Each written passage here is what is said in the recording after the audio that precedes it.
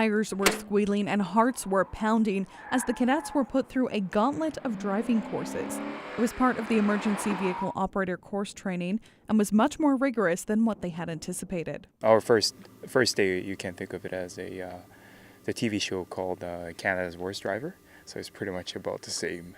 According to instructor Roger Page, the whole point of the week-long exercise is to turn the recruits into professional drivers. So what that entails is taking them from their basic level, what they would come to us as a basic driver, and bringing their levels up.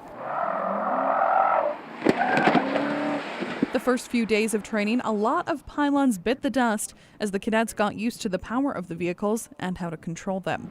Being able to control a car at high speeds and maneuver through tight spots is crucial, considering the amount of time officers spend in their vehicles.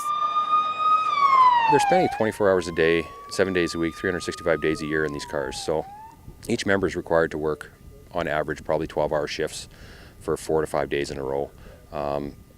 They're on the streets all the time, and they're looked at as professional drivers. They have to respond to emergencies, and they have to do it in a professional and safe manner. After 40 hours of intensive classroom and in-vehicle training, the changes in their driving skills were clearly noticeable. There's a drastic increase in confidence as well as skill levels, a huge increase. I started to adapt into all the stuff that I learned when I was driving. It's been really great. It's been a lot of fun. I've learned a lot.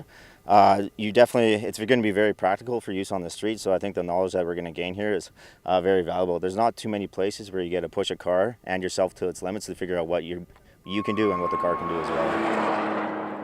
In order to make sure officers stay ready to respond anytime, anywhere, they go through an EVOC recertification process every 3 years. While the adrenaline is flowing and hearts are racing as they speed up and down the strip of pavement, not far from their minds is the danger that comes with being a first responder. Recently in Edmonton, Constable Daniel Woodall was shot and killed while serving an arrest warrant. His murder is a stark reminder of just how dangerous the job can be. It's hard. It hits home, that's for sure. We're all here for the same purpose, and it's tragic that took place. You get your training, you know what the dangers are, and you just try and use safety at every aspect of what you're doing. The instructors try to take tragic situations like these and turn them into learning opportunities. There has been a lot of members killed in the line of duty. It's always on the back of our mind. But the thing that we got to look at too is what happened. Is there something that we can learn from that would make us better?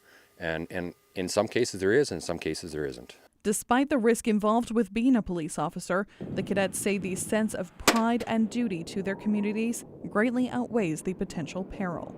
Leah Murray, Chat News.